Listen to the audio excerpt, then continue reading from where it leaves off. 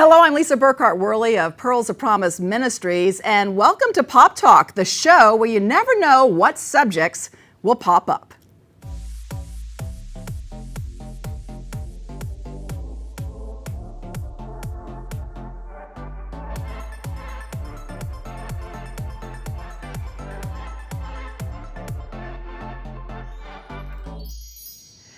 Are you interested in the way you look? Are you insecure about how you look? I think we all have insecurities and we are our worst critics. But today we're going to talk to someone who decided to do something about it in her late 50s so she would physically look better, and her efforts resulted in a beauty title. But first, let me introduce our Pop Talk team. To my left is Dr. Lynette Sim. Hello. And over here on my far right is Rosemary LeGrand. Hello, everyone.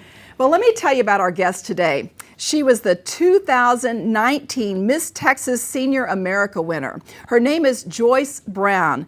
We want to thank our Pearls team member, Alma Jimenez Hall, for recommending Joyce because, oh my gosh, we've already been talking to her and we know she is going to be a delightful guest for you. We miss you, Alma, by the way.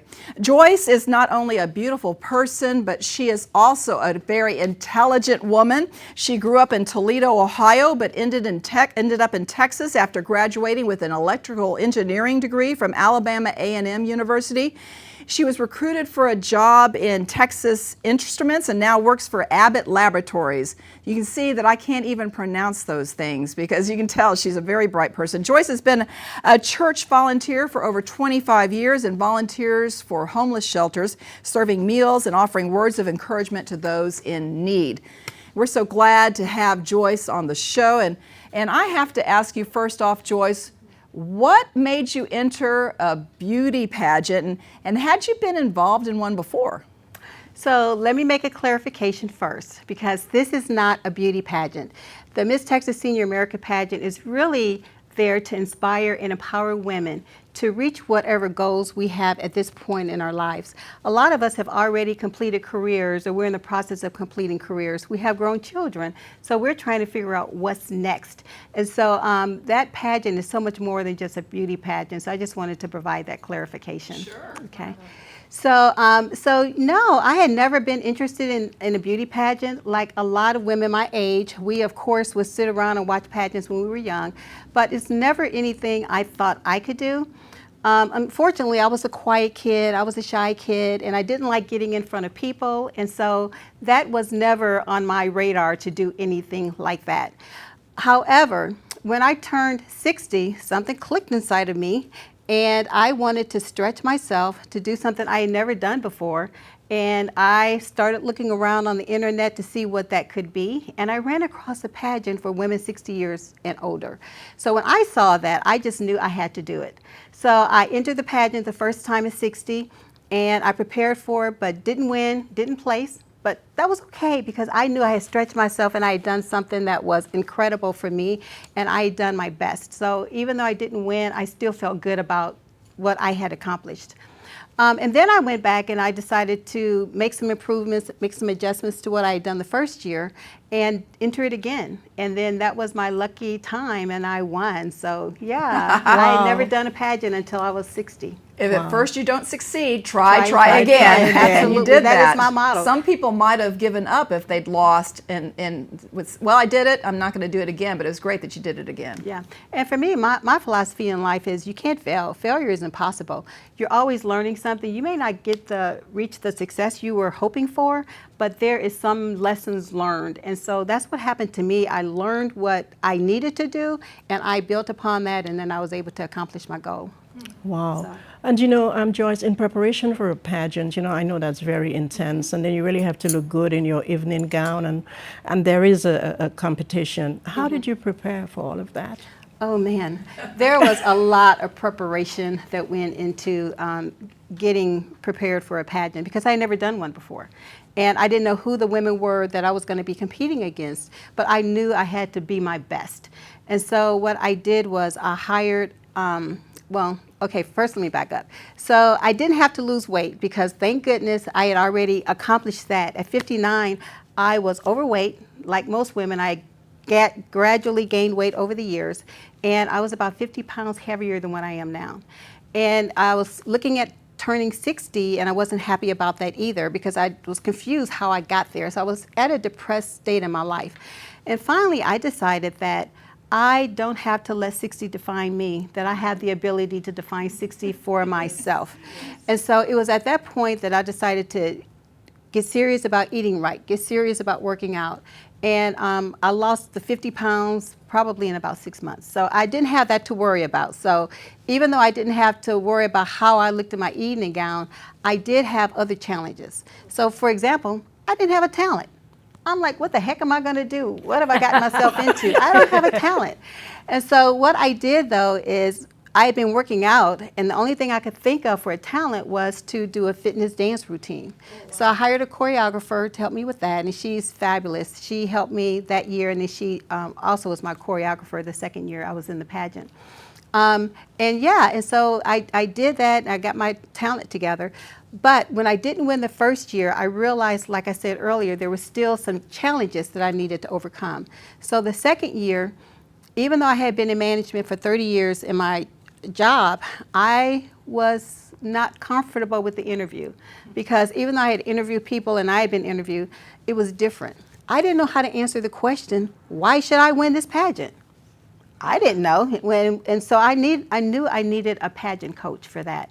So I had to hire a pageant coach to help me be able to redirect my efforts and start answering questions for a pageant, which I had never thought of before.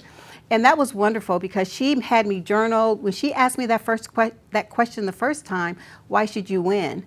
I looked at her like a deer in headlights, and I was like, I have no idea why I should win. And so it was at that point that she said, Joyce, you need to journal. You need to journal and figure out who you are, what you've done, and what you've accomplished, and be able to answer these questions because you have to.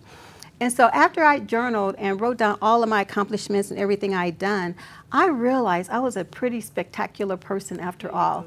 I had done a lot of things that I took for granted, and I think we as women do that all the time.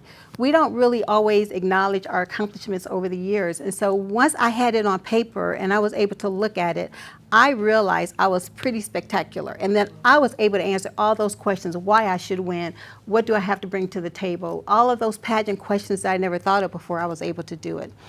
So I had the choreographer, I had to hire a pageant coach to get me beyond that. And then also, of course, I hired a makeup artist, somebody to do my hair. We need that. Do you have a recommendation? The lady that I used, she was perfect. So so there was a lot that went into it. And for me, I took it seriously. I mean, I didn't want to just show up into a pageant. I wanted to be serious about what I had to bring. Yeah. So there is a lot of preparation that goes into it. Sounds like it wore me out just listening to it. I know, because for the talent competition, though, you did this jazz routine. Did you do it on the second one as well? So the first time I did a fitness dance routine. And then the second year, I decided that I would do a jazz routine, something more in line with the women my age. And you did it in leotard with tails. Yes, I did. I am sure I would not be in a leotard with tails. But anyway, so had you been a dancer, or was this all new to you? Because you did the fitness routine. So did you have to really press into this new talent, or? Yes, I did, because I had never danced. And once again, when I got into the pageant, I had no talent, and I didn't know what to do. So, and to be perfectly honest, I still say I have no talent. However, I learned a routine. My choreographer, she was able to develop a dance routine for me, and I went to her and she helped me with it. I know that dance really well. So I'm not a dancer, and I still don't profess to be a dancer, but I think any of us can learn to do something. So again, it was a stretch for me to learn to be able to dance, and I did it, and it was good enough for me to win. So, you don't have to be a dancer, you don't have to be a singer. There's so many talents out there. And so we just have to open our minds and realize that we can do something outside of our norm if we allow ourselves to do that. Think of a verse right now, Philippians 4:13. I can do all things through Him who gives me strength. Yes. I know. Now, I thought I could sing, but one time at one of our conferences, I played one of my original songs and sang, and I thought it just didn't sound the same as it did when I was playing it at home. I don't know what happened. Yeah. But I think sometimes we're not meant like I'm not meant to get up and do a talent like that. No. Now you talked about having a coach, like a pageant coach, and they recommended that you journal because you didn't know why you were supposed to be doing this. And that's a great word for all of us. We should all be journaling. I think journaling is very healthy and very important. It helps you get things down on paper. It makes you reflect on what's going on in your life. And one of the things they asked you to do was to come up with your philosophy, like a philosophy for your life. And so what philosophy did you come up with?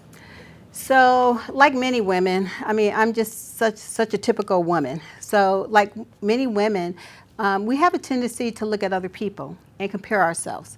And we don't always feel that we measure up or that we're good enough. And so, I live my life that way, a majority of it, and I know a lot of women do too. I'm not as we say we're not a size 0. If I were taller, if I were, more like her, then I'd be happy. And, we do that all the time. So for me, what I learned is that I don't have to be like anybody else. I am okay just the way I am. And so my philosophy of life was to say that, God created us unique and He created us special. And He created us with everything we need for the journey that He has for us. And so then once I realized that I'm perfect just the way I am and I don't have to look at anybody else, then that's my philosophy. We're all perfect just the way we are because God can't make any mistakes. And so because we were made in His image and He created us, we're perfect. I have the right skin color. I'm the right height. I have the right complexion, the right nose and lips and eyes. I have everything I need for this journey that He's put me on. And so I want other women to realize the same thing too, that they don't have to try and be like somebody else to be happy or she's too pretty or anything like that. We are all just perfect the way we are. And that's the way God created us.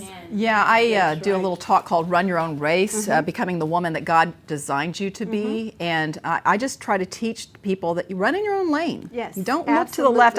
One time I did really poorly in an event, a track event, and I wasn't really a good track runner anyway, but I was watching these people, these women just blaze past me and I'm like, what is going on? So I started running faster and I was worn out at the end. I ended up second to last and I realized those girls were plants. They were there to run a faster pace than what we could run, and so I did exactly what they planned us to do because they dropped off. Yeah. Well, guess what? That's what we do in life. We watch people doing different things. They're running a different pace. They're more successful or whatever, and we keep our eyes on them instead of running the race that God has set before us. Yeah. Anyway. Yeah. Wow. We all have our journey, and my journey is different from all of you. Exactly. But I have my lane to stay in, and I don't worry about what anybody else is doing anymore. I just stay focused on what God has for me, planned for me. That's right. I was wondering, once you won the talent, did it require special appearances like the Miss America or the Miss USA may have to do?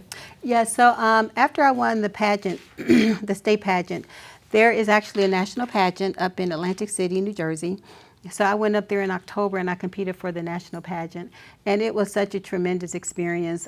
They actually treated us like queens. I mean, they had a queen's breakfast. They had a banquet for us that night, and I mean, it was just so wonderful. And then I got to meet so many wonderful women, that were representing all the different states as well. So yeah, it was a really, really, really tremendous experience.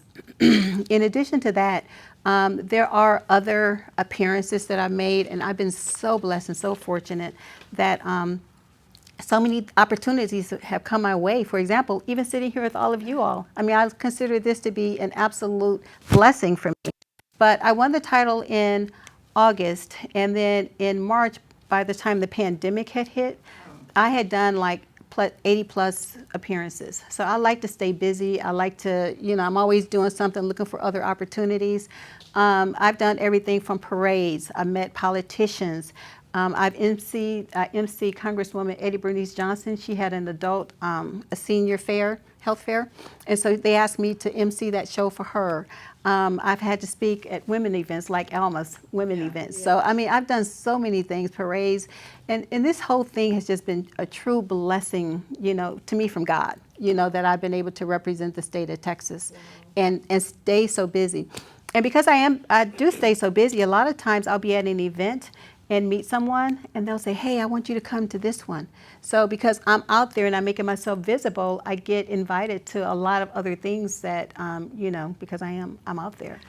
I got a quick question for you. Did they give you another year because of COVID? I mean, was there not a 2020 pageant? I'm thinking there might not have been. So the pageant is supposed to occur in August, but because of COVID, they decided to delay it until May of 2021. Oh, so there's not going to be extra time. Exactly. There's not going to be a 2020 pageant. However, I don't know what it's going to look like because right now, people are still limited in terms of doing the big events that I used to do.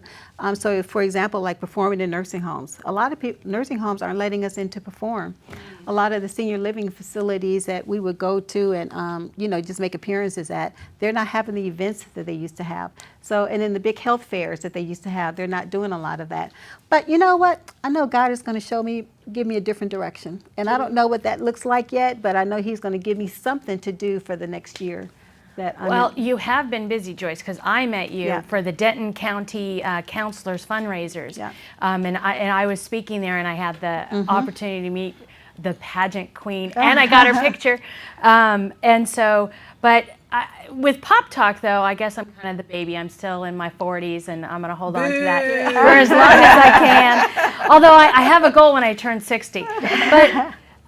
For someone who is in their 50s or 60s and maybe they have, kind of let themselves go or just slowly, like you said, in natural, have gained weight.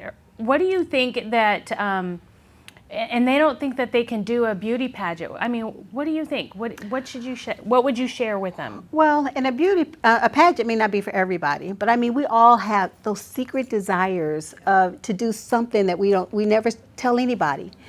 So whatever it is you have that secret desire to do, I say pursue it. And really, your physical appearance is important, but it's not the most important things. It's so important that you figure out what it is you want to do, regardless of where you are in life. You could be in your 40s, 50s, 60s, 20s, or 30s. Figure out what your passion is in life and pursue it. So yeah, I just feel that you can transform yourself. I feel like I've reinvented myself now several times. I didn't think of it that way at the time when I was doing it, but there's always opportunity to reinvent yourself, and it's never too late. I was going to say, Lisa, you're starting seminary for a doctorate degree. My doctorate. Yes, I got my seminary degree, but now God has called me to work on a doctorate. I know it's a call of Him because I would have never done it in a million years. Yes. Because I went to school before, and it was hard going to school as an older person. I guess I went in my 40s, and so I'm not going to say how old I am now, but you and I are about the same age. Right. So I'm doing this, but out of obedience. And so, yes, I was just thinking about this. It's like, you've got me on, it's not a beauty pageant, but you got me on a different track. Reinvent and find new things and where you're being led and where you're being called. And I just think that that's so important because I'm not who I was at 30. I'm not who I was at 40. We change all the time and our interests change. And, especially when you don't have small kids anymore, it's like, okay, don't sit around and just sit on the couch, watch TV all day and gain weight. That's just the worst thing you can do. Life is all about living and finding out who you are and rediscovering yourself. And when you do that, then you are living your life to the fullest. And I just think that that's what we all need to do. Amen. And I love that philosophy. And I know that you mentioned that we are all beautiful. You're beautiful in God's sight. And that is so true. And we want to just remind everybody that everyone is beautiful in God's sight because He did create us in His image. And I think of the story of David, King David, and how Samuel was told to go to the home of Jesse to anoint the new king. And so Jesse thought for sure it was one of these other sons who were probably taller and maybe a little more handsome, I don't know. But he paraded all these older boys in front of Samuel, and he said, no, do you have another son? Well, it was David, this little shepherd boy, out in the fields who was probably the youngest, and he brings him in, and that's the guy. And what do they say in that passage about that? Do not consider his appearance or his height, for I have rejected him. The Lord does not look at the things people look at. People look at the outward appearance, but the Lord looks at the heart. So I think it's really great that you won this pageant. But how important is it to be not only beautiful on the outside, but beautiful on the inside, Joyce? So, to me, it's more important on what you feel on the inside because you can be absolutely gorgeous on the outside, but if you treat people wrong, if you have a cold heart, then, you know, people are going to see that. And that's never who I want to be. And I keep myself humble because I call my experience, this experience for me has been a but God experience. Because I know that in my own flesh, I couldn't have accomplished this on my own. I have to give all credit to him because I know that he gave me the idea, but because I was obedient to what he told me to do, then he made the way and he made my small little talents big. And so when I give him the credit for all of this, and it keeps me humble on the inside. Wow. Do you know, Joyce, I really like the way that you attribute everything, all your accomplishment to God, you know, because he's the one that knows, he's the one that has the plan, and he's the one that has the purpose for us. And I know that you have a heart for the homeless, and you volunteer, you know, at various homeless shelters where you serve meals and you give words of encouragement, and that's my forte. You know, what drawn you? What actually drawn you to that ministry? Well, it was really, I was involved in a lot of different ministries at the church that I was in, and so it was really, I just have a heart, I think, to just help people. When I look at people who are challenged for whatever reason, whether they're homeless, whether they're downtrodden, whatever, I just have a heart for them. And I'm beginning to consider myself a humanitarian to a degree because I really, you know, those people really have, I really have a heart for them. And I mean, even like kids, I've gone and had to career day at schools. And I look at kids and you know, a lot of them, they grow up and they don't understand that their true power that they have. And so I like to tell them that, you know, what I said earlier is that you are special. You can do anything you want to do, and pour that positivity into them at a young age, because if we start doing that to our children, then they'll know that they can't escape whatever their environment is. They can be more than whatever the people are around them. And I just think that it's so important that we just pour love and encouragement and hope into people. Well, as we close, I just wanted to ask you, what would you say to somebody who would think there's no way I should do a pageant, or maybe I should? Mm-hmm. Was it fun? Was it worth it? Would you have done it all over again? If I had to do it again, I would. And I mean, all of this is good. But when I look at the self-satisfaction I got out of just stretching myself and learning about myself and understanding who Joyce really is, and that there is nothing that I can't accomplish, then that was just so important for me. So yeah, the pageant itself was absolutely wonderful, and I absolutely love it. I met so many great women. It has given me so many opportunities that I wouldn't have. I've been on the cover of a magazine. Whoa. Who thought I would do that? So it's just been so many things I've been able to do. So whether it's a pageant or whatever it is, you're never too old.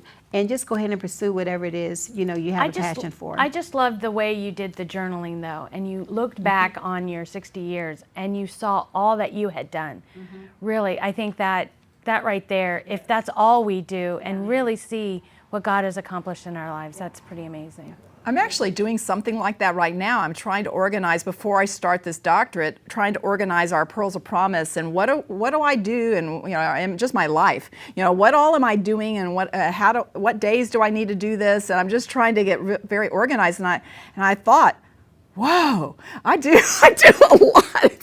It's a lot to balance. Yeah. And so maybe that explains sometimes why I get a little bit disheveled and, you know, and have a little trouble. But I think it's good that we lay our lives out on paper. Let me ask you, I'm constantly thinking of things, and one of those was, how did your family do with all this pageant stuff? I know it probably, because you were so busy, were they accepting of what you were doing, and how did it all work with family?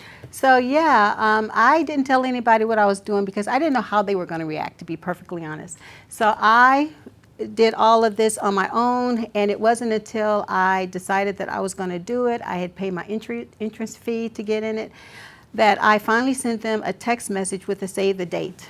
And they were like, oh, wow. For what? And I was like, I'm going to be in a pageant on this date. And they were like, what? And they were shocked, but they were so supportive from day one. And I mean, I didn't know how they were going to be. So you had your husband and your children? And my two daughters. Yeah, they're grown, of course. And but they have been completely supportive from day one. Yeah. And just so proud. And you know, and it's so important, let me just say one more thing. It's so important for us to do this because now we're setting an example for our kids too. You know, because my daughters now are, you know, they realize that, you know, they don't have to just stay in the shell, that they can stretch themselves and become more than what they think as well. So I think that's an important point because we as parents are still influencing our children. I know that when I got accepted into the school for the doctorate, my oldest son and his wife sent me cookies. I mean, they just seemed to be so excited for me and so proud. So I think that as we continue, when we don't give up, you know, as we get older and we continue to move forward and we continue to learn, I think that's we make an impact on our kids still to this day, even though they're not little. Right. Well, thank you so much, Well, Joyce, thank you all for for joining inviting us me on here. Pop Talk. We were just so glad to talk to you. You're just delightful, and, Well, thank you. you've inspired us all. And so Thank I'm going you to go so much. work out right now. If you want to reach Joyce, Absolutely. you can email her at joycemtsa19@gmail.com. joycemtsa19@gmail.com. We would love for you to reach out to us here at Pearls of Promise. Email us at info@pearlsofpromiseministries.com. Our website is pearlsofpromiseministries.com, where you will find our books and our blogs, and you'll find more information about upcoming events on our Facebook page. You can also find us on Twitter at Pop Talk Media. And thanks to our network, the Faith Unveiled Television Network. We're also thankful for our production crew here at Grace Point Media. So for all of your production needs, make sure you go to gracepoint.media. Thanks again to our guest, Joyce Brown. That is Pop Talk for today. We are just ordinary girls. Who God has turned into pearls. Have a great week. We'll see you in a couple.